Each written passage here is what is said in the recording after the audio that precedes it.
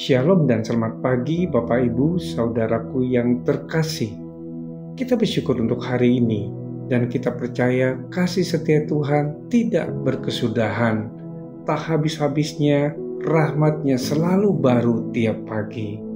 Sebelum kita mendengar dan merenungkan firman Tuhan pada pagi hari ini, marilah kita berdoa. Tuhan Yesus, terima kasih untuk setiap berkat yang Tuhan sediakan pada pagi hari ini.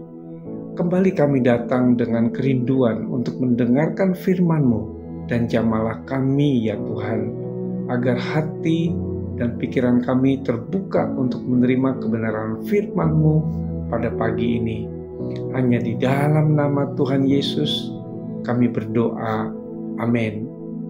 Tema renungan kita pagi ini adalah tidak jujur di mata Tuhan.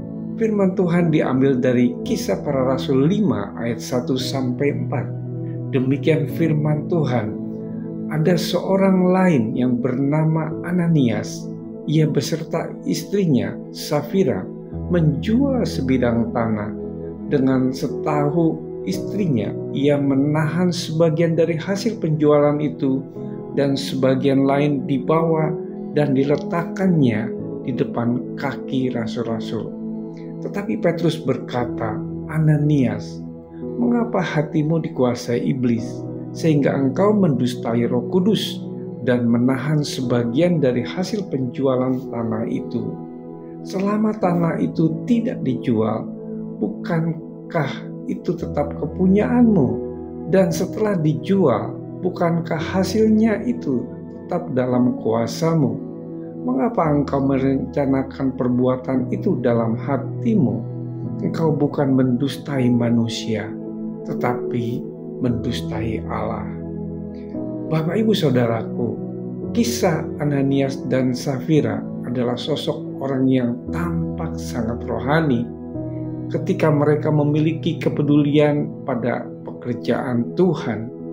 Buktinya, setelah menjual tanahnya, mereka tidak melupakan Tuhan, tetapi mereka memberikan persembahan kepada Tuhan. Muliakanlah Tuhan dengan hartamu dan dengan hasil pertama dari segala penghasilanmu. Namun, mengapa Tuhan tidak berkenan kepada persembahan itu? Bahkan menjadi bumerang bagi mereka, yaitu keduanya harus menanggung akibat yang berujung kepada kematian. Inilah resiko bila tidak jujur di hadapan Tuhan. Mereka telah mendustai Tuhan dengan menahan sebagian dari hasil penjualan tanahnya.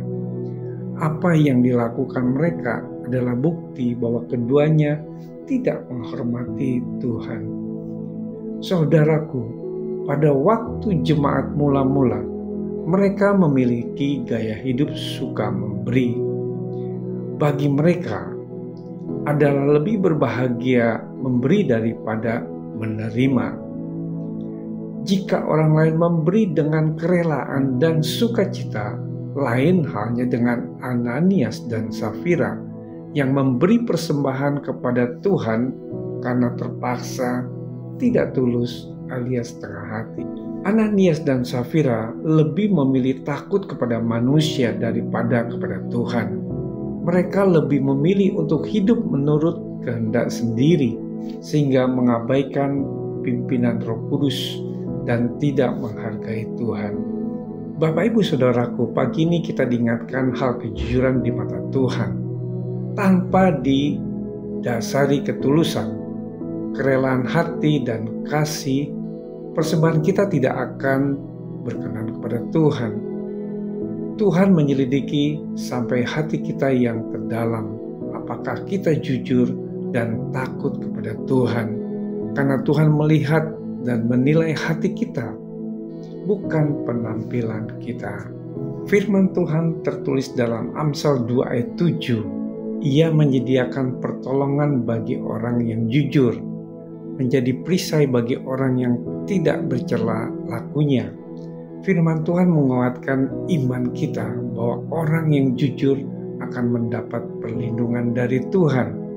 Bukankah ini merupakan suatu kebahagiaan bila kita tahu Tuhanlah yang melindungi kita. Amsal 15 ayat 8. Korban orang fasik adalah kekejian bagi Tuhan, tetapi doa orang jujur dikenannya. Selain memperoleh pertolongan Tuhan, sumber kebahagiaan orang jujur adalah perkenanan Tuhan. Mari kita bersatu dalam doa. Tuhan Yesus, terima kasih untuk pesan firman-Mu pada pagi ini. Tuhan Yesus, ampunilah kami apabila kami masih menyimpang berlaku tidak jujur di mata Tuhan. Kiranya Roh Kudus yang akan menolong kami agar kami memiliki hati yang baru, hati yang taat dan setia melakukan firman-Mu. Hanya di dalam nama Tuhan Yesus Kristus kami berdoa. Haleluya. Amin. Selamat beraktivitas. Tuhan Yesus memberkati.